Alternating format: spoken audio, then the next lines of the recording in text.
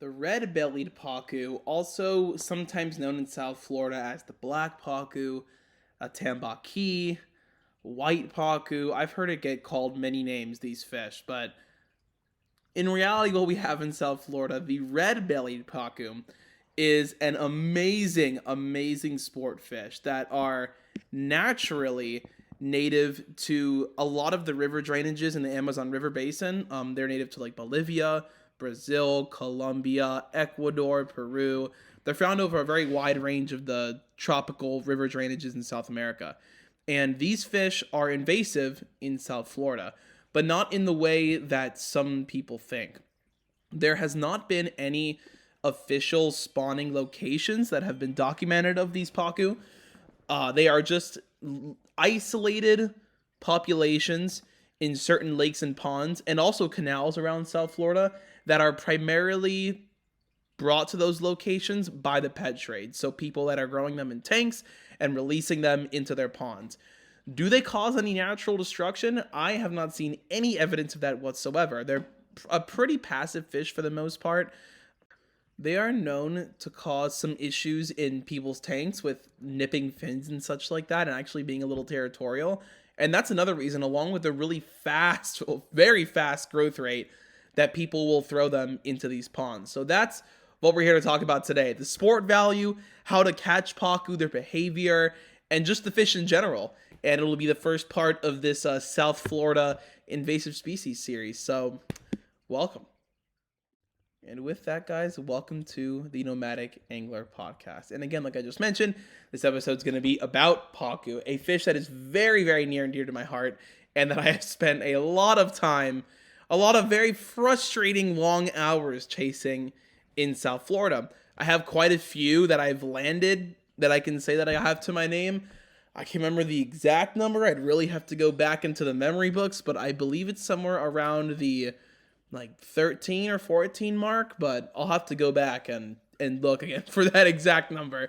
But anyway, the red-bellied pacu, and that's, I guess, where we'll start off with this. So, well, number one, the species known as pacu, it's not really clear when they were first introduced to South Florida. I actually really do not know. I know that they have been there for a extremely long time. I mean, as long as I can remember living, they've been down there.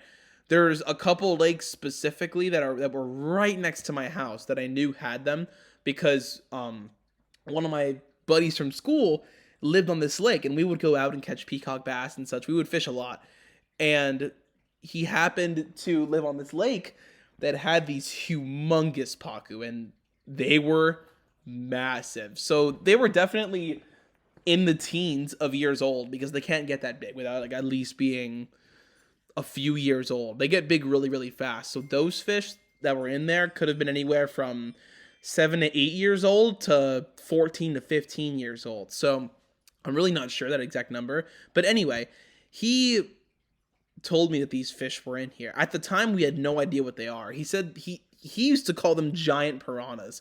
He said they were massive, these huge, just absolutely whale-sized piranhas. As a kid, I was so confused because I was at that time only used to going into these lakes, and the invasive species that I knew were all so small. I mean, we're talking like relatively small compared to a pacu. These fish were 30 to 40, and there was a couple individuals in there that were definitely well over 50 pounds. And what I'm used to is peacock bass, anywhere from a pound to 8 pounds. Tilapia that could be around the same size. The blue tilapia got really big. Spotted tilapia, Nile tilapia, cichlids like mine cichlids, jaguar cichlids, Oscars. That's what I was used to with my invasive species. And the grass carp as well, but they were very pacifist. I mean, they got like 20, 30 pounds. The ones that we had around my area there in South Florida in Homestead, they really didn't get over 30 pounds. So this fish just absolutely captured my imagination. I'm like, a giant piranha? That's absolutely nuts. Like, what? For the longest time, I thought he was really kidding me because we were so young that neither of us had phones yet. So we couldn't like show each other pictures of this fish. We were so like, he was as baffled as I was, and he was seeing them. So finally, one day, my parents end up letting me go to his house, and I actually go to this lake for the first time ever, not expecting to see these fish because I don't even know if they're real or not. I'm just like, absolutely. I'm just like, well, I mean, I guess if they're real, we're gonna see one, We'll just go and see. Not really even thinking that I was gonna see one. So we're there bass fishing, not even fishing for these fish. We're just bass fishing because he had hooked them. I remember this like it was yesterday. He had told me that he had hooked them multiple times on worms, like fishing for cichlids and such. He said they would come up on the bank and he would hook them on worms. They would eat worms off of bobbers and just break him off every time. Because, I mean, at that time we're fishing tiny tackle, so we just had no idea. And so we're there fishing for bass, and one of these pacu comes cruising down the bank. At the time, I had no idea, but that lake has the most pacu in that entire area. There's like at least 14 different individuals in there. There's a ton of pacu in that lake. Um, but so sure enough, this fish comes cruising down the bank, and it is just massive. I mean, it is gargantuan. At the time, I like when I was a kid, I remember seeing this fish in the water and it reminding me of like seeing a tarpon in the water, like at a dock in the Keys. I mean, just the sheer mass of this fish it was crazy. I couldn't believe it that this thing lived in one of these lakes here by my house. It was just so big, bigger than any grass carp I'd ever seen. I mean, it was just gargantuan. And that was the first pacu that I had ever seen in person in my entire life. I had never seen one until then. And I was just floored. I was absolutely floored. I was like, I mean, that's crazy. The fish is so big. So it was just pitch black. And that lake is crystal clear. It's like a limestone quarry. Many of the neighborhood ponds in South Florida are like that. They're just limestone quarries that were dug out to build the foundations of the surrounding houses. So this fish, I mean, you could see it clear as day over the shallow water that it was in. Just, it was very like a white bottom, very rocky, and this fish was pitch black. I mean, just super dark fish. And it was just so big. I just couldn't believe it. So that's what sparked really the chase for these fish. But even after I saw that first one, I don't think I actually caught one for at least 3 to 4 years after that. I had still not caught a pacu. I believe my buddy who lived on that lake, he caught one way before me. He caught one like, I want to say it was like a year and a half after that first encounter that I had with the pacu. He finally caught one. He used a giant rod and used a walnut actually, because this one guy on the lake used to feed the pacu and he would just throw out his dinner leftovers into the lake. So this giant school of pacu of these huge fish would be just behind his house eating whatever he threw back there. He would throw like veggies out there, carrots, fruits, leftover like rotisserie chicken he'd throw out there, and they would eat all of it. They would eat every single bit of it. And that's the first really interesting thing about pacu, is that in the pet trade, they are literally known as garbage cans. That's their nickname in the pet trade, is a garbage can. And the reason for that is because they take being omnivorous to like a new level. They will literally eat anything. And I kept a red-bellied pacu in a tank for like a 55-gallon tank for quite a while. Well, not that long. It was only a few months before he got way too big for the tank. But this fish would literally eat everything. I mean, you could throw deli meat in there. You could throw carrots in there. You could throw, I mean, any vegetable, any piece of fruit in there. They eat everything. They literally eat everything, from decaying meat to just like detritus on the bottom. They'll root around on the bottom and eat. I mean, they can find something to eat in any body of water that they live in, which in South Florida, I mean, they're perfect for it. They just perfectly meshed into any body of water they got in. Now, the really interesting thing though is that they never found any spawning populations of pacu, and from what I know, I didn't see any spawning populations of pacu, because if there was, there would be a lot more than there are now. And I think the main reason for that is because Florida really doesn't have any large, deep, flowing rivers like they have in South America. And I do know that there's a lot of fish species that need a deep, flowing river to be able to spawn. And I just don't think the Pacu occupied any areas like that in Florida that could give them that. So they never really like felt comfortable enough to spawn, and they just never did. I just don't think they were presented with the right conditions they needed to successfully spawn and make fry.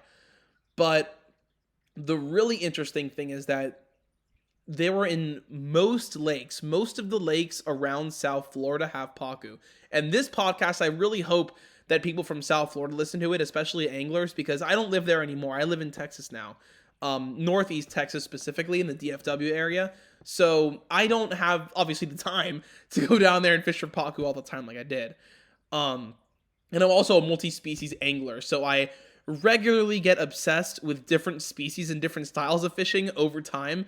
So I always end up doing something different after a few months, or sometimes even after a month. I'll have a obsession for a month, maybe even 2 weeks sometimes, and then just completely flip to something else.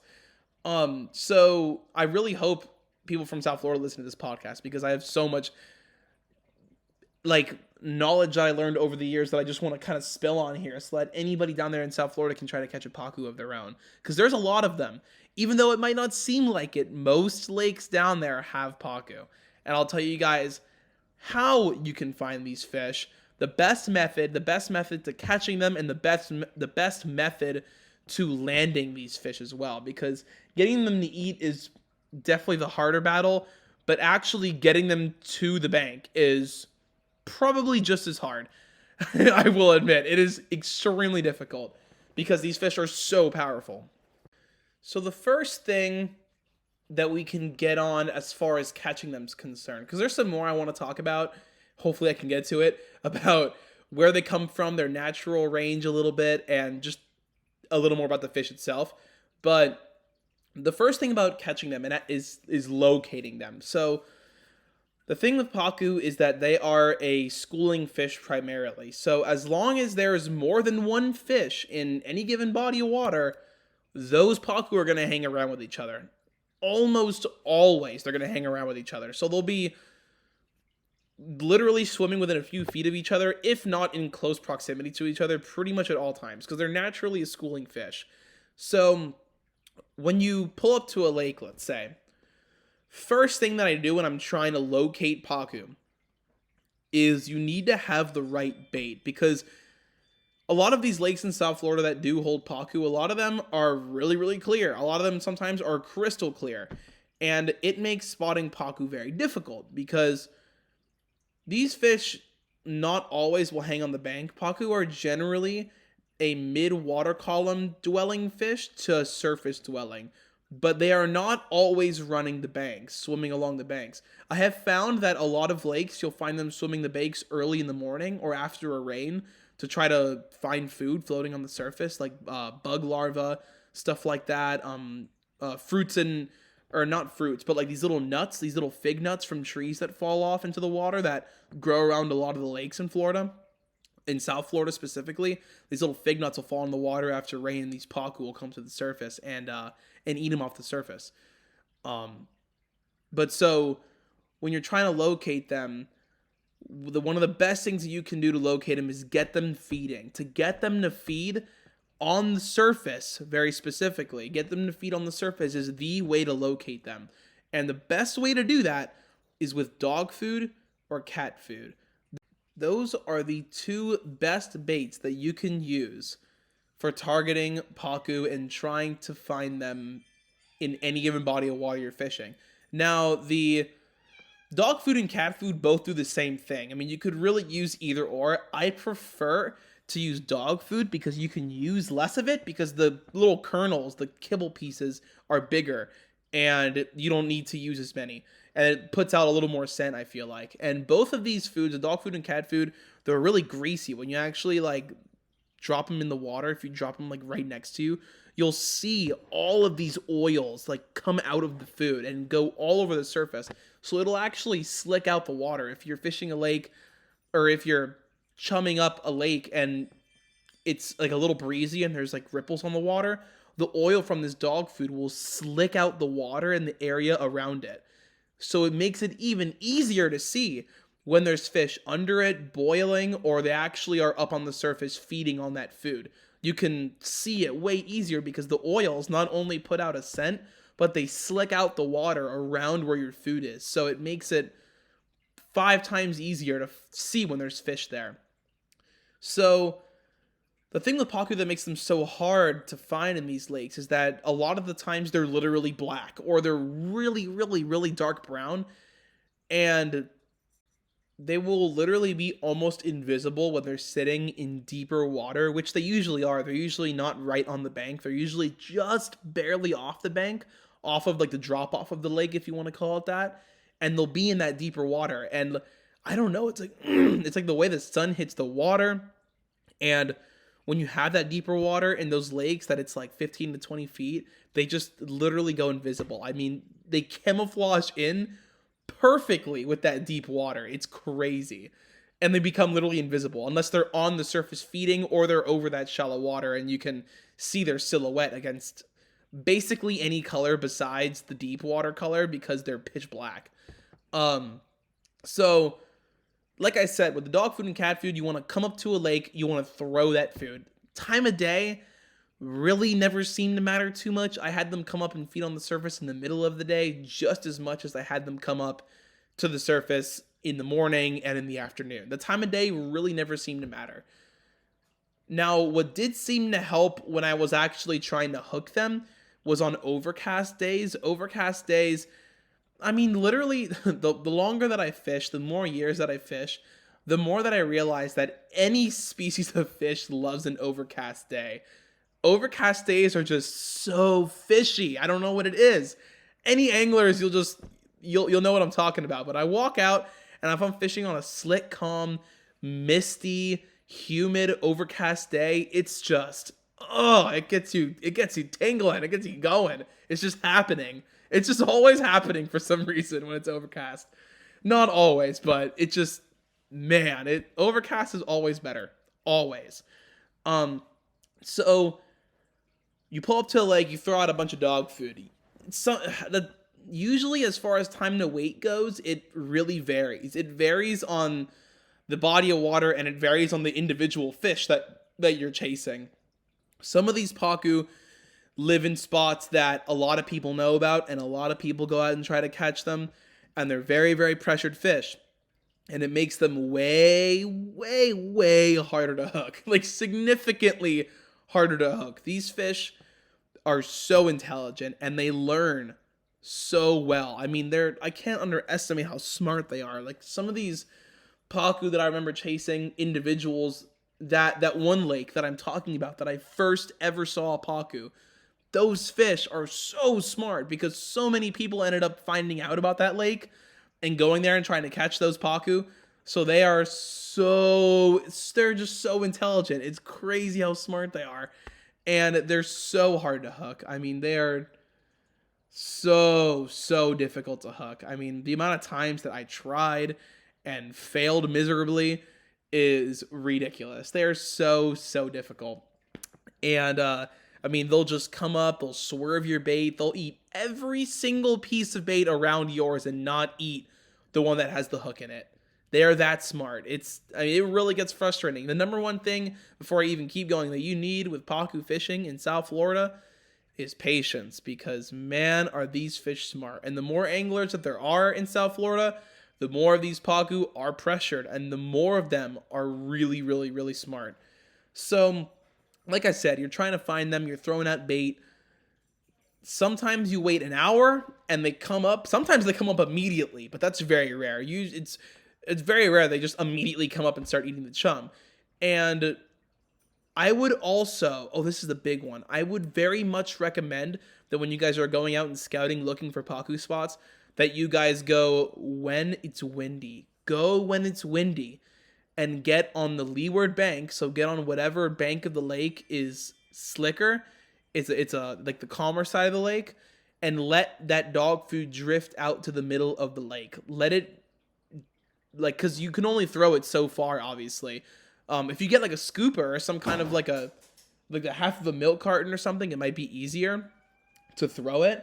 But what I would very much recommend doing is just getting on the leeward side of the lake, throwing it out there, and then what will happen is the wind will catch it, and it'll take that dog food across the entire lake, and it makes it way easier because you can use a lot less food because it'll carry that dog food and that scent across the lake because it floats.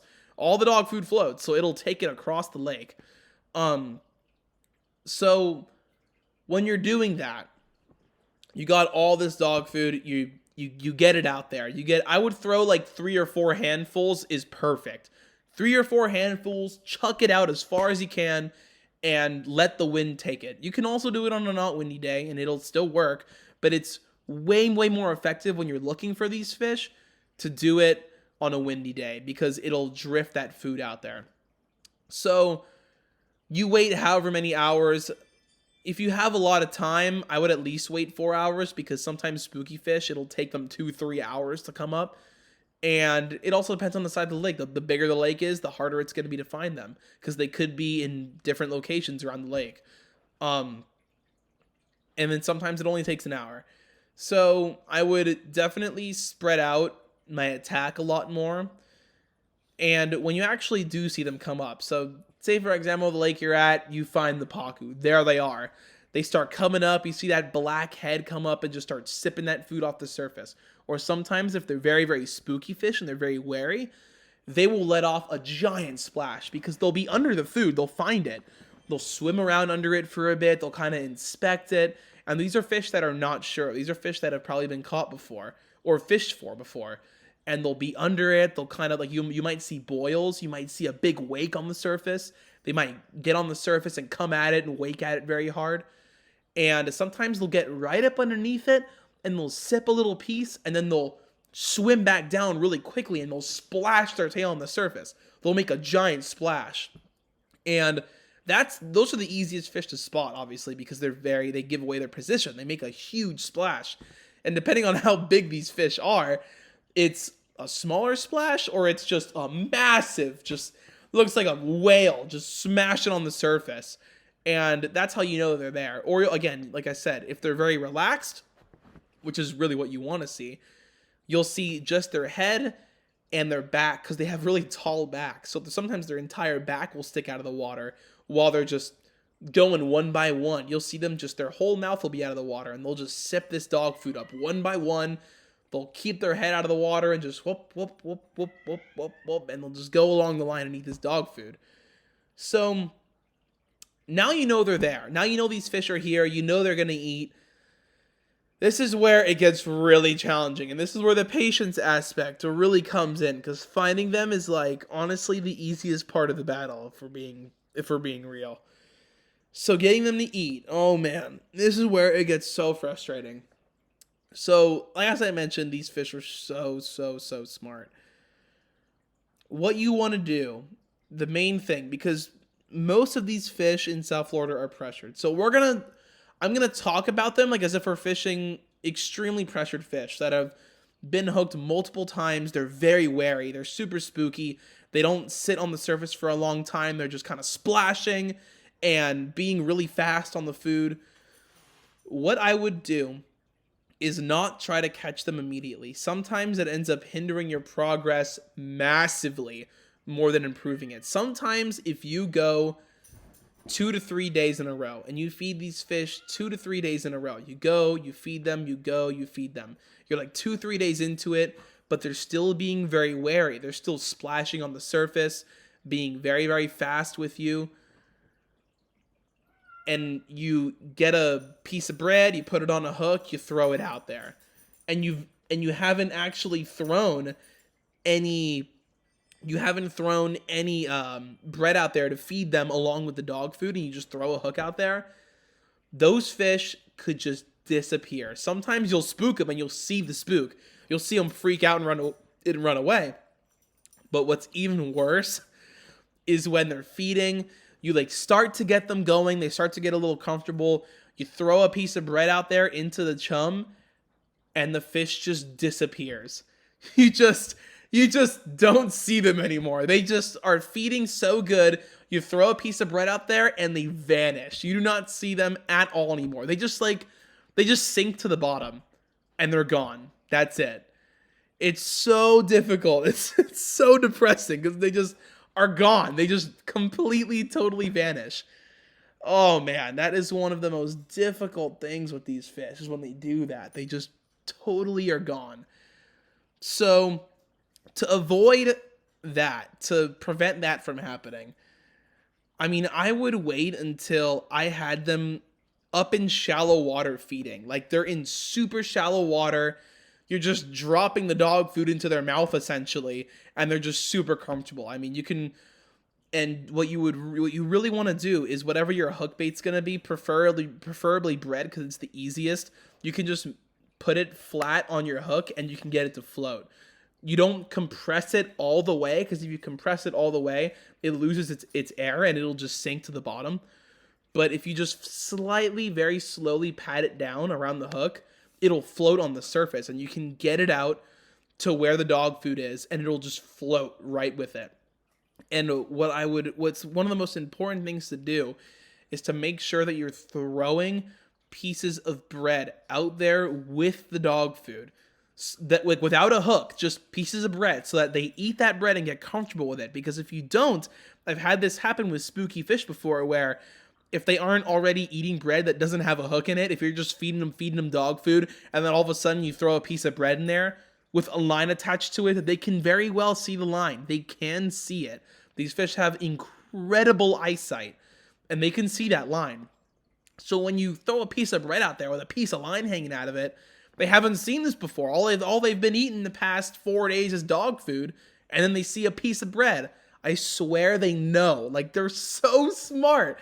Sometimes they won't even spook. Sometimes they will eat every piece of dog food around the bread, and they'll leave the bread alone. And once they're done eating the dog food, they just leave because they're full, and that's it. Like, they're so, and you'll notice it. If you do that, you'll see it happen.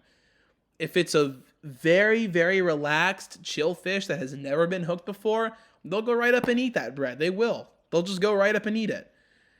Now, what's even better to do is to transition them from dog food to bread.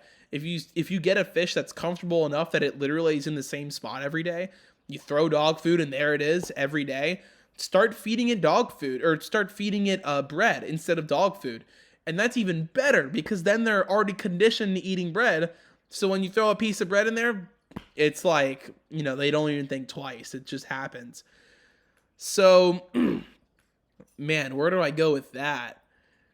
So this is where it gets also challenging. It was already challenging, but the challenge keeps going. It's equally as hard. So you get the fish super fired up. You get them eating bread. You finally get your piece right in the right place at the right time. Now let's talk about tackle, because this is a huge mistake that I see so many people in Florida make. And people in Florida that fish for these fish, they try to use light tackle, and they just go super undergunned. I have been guilty of the same thing. I've done the exact same thing. They go at it super undergunned, and they get absolutely demolished by these Pacu. Even a 10-pounder. A fish that isn't even that big, even smaller, sometimes even a 5, 6, 7-pound fish. They are so strong. If I were to compare it, it's like you get a Jack Crevalle and mix it with like a grouper. That is how these fish fight, because they are as explosive and as powerful as a Jack, maybe even more so. But they also are so good at getting into structure and getting you wrapped around snags like a grouper would be. Like, they know, and a lot of times these fish don't live in a huge body of water. And they're a very mobile fish. Pacu are always moving. Like, when you see them, they're cruising, they're moving like a Jack. They just never stop. They're always swimming. Very active fish. So they have, by the time you find them, they've probably swam in a circle around the lake that you're fishing them in hundreds upon hundreds of times, and they know where every single little rock crevices, every little limestone cutout that they could get you around, every tree branch, every PVC pipe in the water. They know where every single snag is, And they have the power to get you there a lot faster than you'll suspect it happening. Even using big tackle. I mean, I've I've tackled 20, 25, 30 pounders on big gear on like 6,000 size spinning reels, heavy, extra heavy rods, 50 to 80 pound leader, a 3 to 4-0, a 5-0 J hook, and circles will also work as well. And they'll totally overpower you sometimes and get you around stuff. But the thing is when you're fishing for them, you're using oftentimes pretty small baits. You're using a floating piece of bread, so your hook can't be that big because you don't want it to weigh down the bread. I mean, and you're trying to be discreet, you know? I mean, you can only use so heavy of tackle because again, they're so intelligent, they're so smart. You can only use so heavy of gear before they notice it. I mean, sometimes if a Pacu is spooky enough, you just can't even use big gear because you can't even get away with it. They're so smart and they've been hooked quite a few times. The big gear isn't even, it's too heavy. Like they'll notice it and they won't commit to the bait. So sometimes like usually the perfect middle ground that I have found for the Pacu is using 40-pound braid, 40-pound braided line, a 4,000 to 5,000 size spinning reel, at least a medium heavy rod, but I would use a heavy. A heavy is definitely better. And a 2.0 to a 3.0 J hook that's a decently thick wire. You can't use a thin wire hook. It's got to be just a regular gauge or even like a 2x strong hook. I would use like a 2.0, 3x strong or a 2x strong hook would be perfect. A circle hook works, but for the best possible hookup ratio, and I'll explain why, you should absolutely use a J hook. And you cannot let a Pacu eat a bait. You cannot let them eat. The maximum amount of time that you can let them eat a bait for is like 2 to 3 seconds. And count it out 2 to 3 seconds. Because if you wait any longer and that fish gets the knot where your hook is past its teeth, it's going to bite you right off. Pacu do not have teeth like a piranha where they're like razor sharp, but they have pretty sharp teeth. They have mostly these very molar-like teeth that are primarily used for crushing their food. Where it gets very hairy is not only is their bite force incredibly powerful, super strong bite force. I have literally been using, I hooked a Pacu one day. It was like one of the first ones that I ever hooked that I lost. It was actually before I caught my first one. Before I caught my first one, I broke off on, pulled a hook on, ran into snags by like at least 7 or 8 other Pacu before I landed my first one. And the first one I ever landed was like 12 pounds. It was a baby compared to some of the ones that I've caught after that, like more recently. But anyway, one of the first ones that I ever hooked bent out a 6.0 Mustad Demon Circle hook.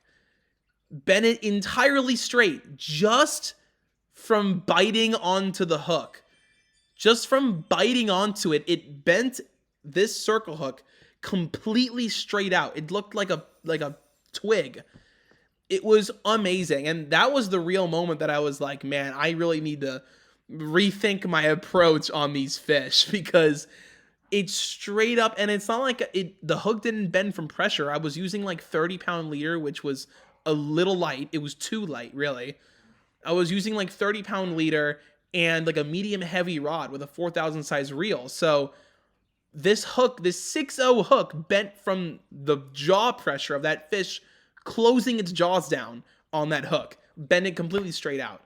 So, I mean, it's if you let them eat too long, even if it's 80-pound, 100-pound monofilament leader, and it gets in those teeth, they'll bite it right off. I've watched them bite through 80-pound mono leader clean, like it's nothing. They just chew right through it because they have these 2 or 3 teeth on their top and bottom jaw that are at the very front.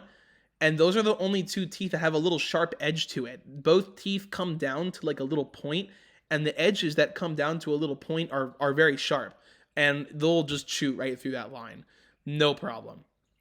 And you can't use steel leader for them because it'll weigh down your bait on the surface, and they 9 times out of 10 will not eat it because those fish are going to be too spooky to eat a steel leader. Um, so as far as letting them eat is concerned, like you can let them eat 2 to 3 seconds, and if it's more than that, if you land the fish, you're just insanely lucky. I mean, if you let a fish eat that long, a fish that swallows the hook past the knot and their teeth touches your leader line, your chances of landing that fish are like your chances of landing that fish are like 2 out of 10, maybe less than that. If you have heavy leader, like 3 out of 10, but very low odds, not good odds. And especially when these fish are already so spooky and so many other people break them off, you don't want to put another hook in that fish's face. That's just not cool.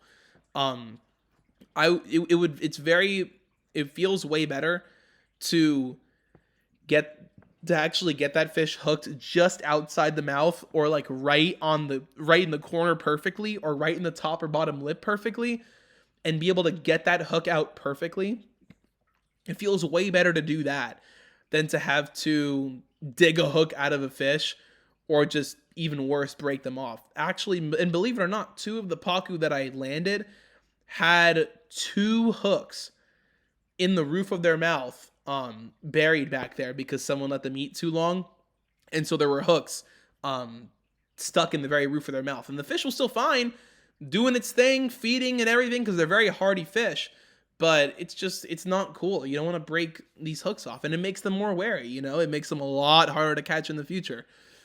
As far as the fight is concerned, to just kind of move on to the next thing. I mean, so these fish are extremely powerful, as I mentioned. You really should not fish too light of tackle, because if you do, you're gonna be in big trouble regardless. You don't want to set yourself up for failure, and especially with these fish, because like I mentioned, you don't want to break hooks off in them or anything like that. What I would highly recommend doing, one of the things and mistakes that I've seen people make in the past and lose these fish because of it, is being afraid to get in the water. Now, some of these lakes are pretty dirty, and if you have like an open cut or something, like an open wound, obviously don't get in the water. Not the best idea, because you don't want to get that wound infected or something like that. But if you're not, get in the water. I mean, because, and it also depends on the lake you're fishing. A lot of these lakes, they'll be really, really, really shallow, and then just take a sharp drop immediately straight down, and you'll have this really nasty limestone on the edge that if they get like your braid on that limestone, I mean, it can just cut clean off. Now, if they do get over that limestone and you aren't able to get out past the drop off before they do get there, then just loosen up your drag quite a bit. Just do not put a lot of tension on that fish whatsoever. When you're setting the hook on those fish, you let them eat for like 2-3 seconds. Sometimes they take off so fast that they set the hook on themselves, but usually you're setting the hook. Just be more worried about that fish cutting off your braid than where that hook is, because it would be a lot better for them to spit that hook out rather than you actually break off on that fish. I would even recommend just opening your bail if they get over the drop off. If you feel your line get caught on a rock, just flat out open your bail, because if that fish has a leader and a hook connected to it, your chances of getting that fish to eat again within the next month or 2 are extremely slim. They're very, very, very slim. If that fish doesn't have a hook in his face, it is way better to get him comfortable again and get him back up and eating, so you actually have a chance to catch that fish again. If that fish has a hook in its face, especially with line hanging out, your chances are going to be massively reduced. So I would recommend just straight up opening the bail, swimming out if you can, getting that fish, getting the line off of the rock that it's wrapped around, or just getting it over the drop off, and then actually picking your rod up, getting back to a place where you can stand and start fighting the fish again. If you can be in the water and close to the drop off, if it's that shallow and your like torso and waist is above the water, then by all means do that. That's even better, because if you get it close to you and it goes off for a second run after you touch it, which they very usually do, and they try to go back over the drop off again, you're at least close, so you can get back out again and reach your rod over the edge and get it off a rock again if you need to. But that's pretty much it for the fight. I mean, the fight is just, it's very difficult because they know how to get around structure, and they're so powerful. They have very explosive power, so if you're not on your toes the whole fight, they'll get you last second. I mean, and like, you need to be careful. If you have your line too tight and your drag too tight and you have them right there next to you, your line might be a little worn out from hitting their teeth a bit or being on structure, and you have your line too tight at the very end of the fight, they turn their head fast real quick and they snap you right off. I've seen that happen before too. It's happened to me. So you definitely don't want to do that either. You don't want to have too much pressure on that fish near the end of the fight because your line could be more wore out by the end of it. It might have nicked their teeth a couple times while the fish was turning around left and right and so on. But that's about it as far as actually fishing for them and catching them. If any of you have any other questions about it, please feel free to ask me. Put it in the comments. Message me on Instagram. I love to give you like more specific details. I put as much as I can really think of in there, but if there's anything else that I missed that you have questions of, let me know. I'd be happy to answer it. To kind of end this episode off, what I do want to talk about is a little bit about just the fish itself, I guess, a little bit more. So, as I mentioned, a lot of people in South Florida are kind of confused with the actual species itself. There was a good amount of time, I want to say it was maybe 4 or 5 years ago, where in like the fishing social media scene and on YouTube, going after Pacu was extremely mainstream, especially for anglers in South Florida. I mean, guys were doing anything to catch Pacu. I know guys that were sneaking into like zoo ponds and all kinds of crazy places, fish farms, plant farms to catch these Pacu. I mean, people were literally doing anything. But there was a big confusion and misconception on what the actual species was that we were going after. In South Florida, all of these Pacu, I think personally that they are all red-bellied Pacu. And to follow that up, in South Florida, what a lot of these people were thinking that these Pacu were black Pacu. That was the ultimate consensus, was that they were black Pacu, just because most of the ones that are caught are very dark color. Sometimes they're all black. There was the theory that they were black Pacu. There was the theory that they were a tambaqui, which is not the case, because tambaqui get massive and they also look entirely different. And when I say massive, they get even bigger than a red-bellied Pacu or a black Pacu. They get humongous. They get over 100 pounds. But the tambaqui look entirely different. They look vastly different. If you put the two fish together in pictures, their body shape, their head shape, their jaw shape, everything, they look very different. And then there was a lot of people that, for whatever reason, were saying that it was a black Pacu and tambaqui hybrid. However that consensus came up, I do not know, but that theory became super mainstream. So you had all these people running around South Florida talking about how we're catching hybrid Pacu that somehow are in dozens upon dozens upon dozens of different lakes in South Florida, which I thought was just hilarious because that makes no sense. How would there be dozens and dozens and dozens of these non-reproducing hybrid fish in various ponds and lakes in South Florida? It doesn't make any sense. Like, logically, it's crazy. Here's the next thing. The reason that I think that they're red-bellied Pacu is really simple. It's extremely simple, because we know that these fish get here through the pet trade. That is the way that they get in these ponds and lakes.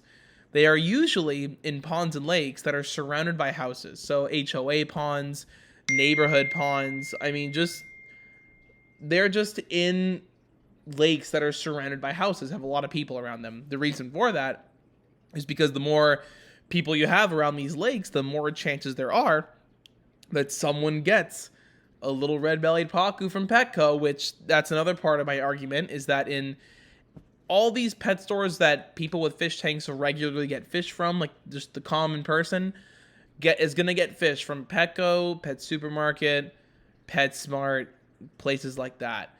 None of these places will you go and see baby black Pacu, baby tambaqui for that matter, or even, I mean, and every once in a while they'll have piranhas, but as far as Pacu species, you will never see black Pacu and you will never see tambaqui. But what you will see almost every time you walk in there and go to the fish section are baby red-bellied Pacu. All the time. So here's the next part of my argument. If you go online and you look up red-bellied Pacu, you'll come to find out that they are not red-bellied for their entire life. As soon as they reach like 10 pounds, they lose that red belly and they turn into an sometimes like a light brownish, usually though an all black fish. They usually have a little bit of counter shading, and it's actually interesting with the Pacu. They usually are a little bit darker colored on the bottom, and then you'll see kind of like a little midline that it looks like it runs down their lateral line, and they'll be a little bit lighter colored on the top. Now, these Pacu will be different colors. They'll have different shades of color depending on the water clarity you find them in. I have caught Pacu in lakes that are extremely murky. Well, it was really only one fish particularly, and it was actually in Central Florida. It was in Orlando. Super random fish, just kind of up there in Orlando.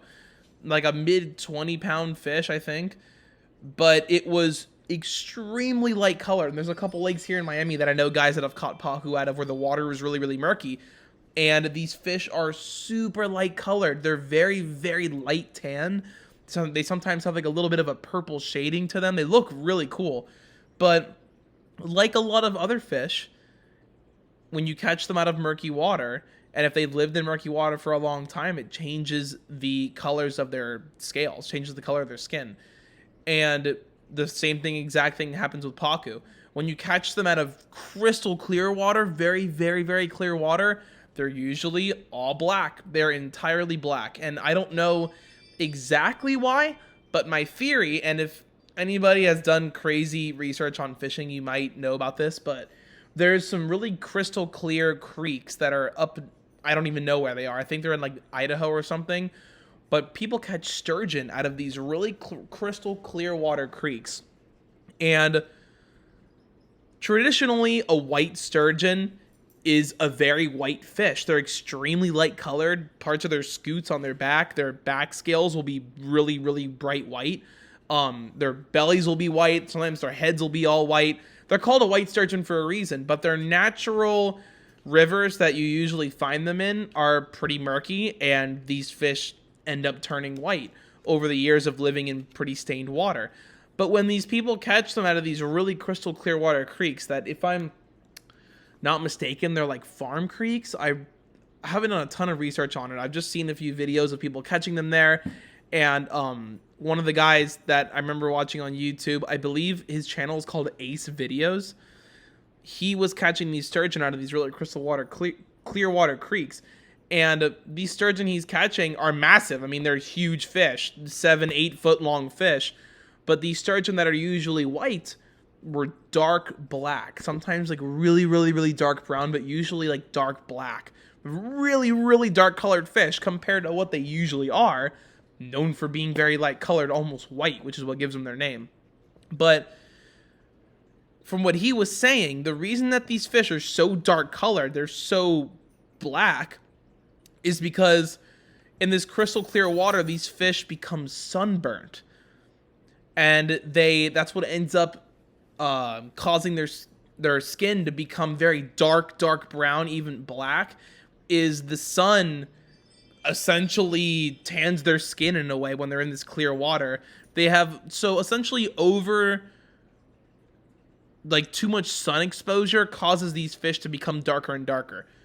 That's what I assume happens with the Pacu, because they are only really dark black like that when you catch them out of crystal clear water. Any kind of stained water that I've caught Pacu in and that I've seen people catch them in, they look entirely different. They're very light colored. That dark versus light on their top and bottom half is much more pronounced And I believe it's because of the shading of the water. And when they're in that crystal clear water, they just get a little too much sun exposure. And that's what turns them black like that. So that's why people think that they're black Pacu. But that's gonna kind of wrap up my episode there for Pacu. I have so much more to say about so many more invasive species, and I'm going to be doing, I think, individual episodes on all of them, and then I'll probably do one episode that includes just the small species, just the small unknown species that have very little populations, that are, some of them are just being discovered that are even there. Pretty interesting stuff. But anyway, I hope you guys enjoyed that episode. If you guys have any questions at all, any criticisms for how I can improve the podcast, please let me know. Shoot me a DM on Instagram. My Instagram is the _nomadic_angler. And my Facebook, it should just be under Brandon Bellotto. And Bellotto is spelled B as in boy, A-L-A-D-O. So reach out to me on any of the socials. On YouTube, it's the Nomadic Angler. YouTube, Facebook, Instagram, reach out to me. Comment, ask questions if you guys want to see an episode about a certain fish. I'd love to engage with you guys on all that. So yeah, hope you guys enjoyed the podcast, and stay fishy, tight lines, and have a good one, guys. Stay safe.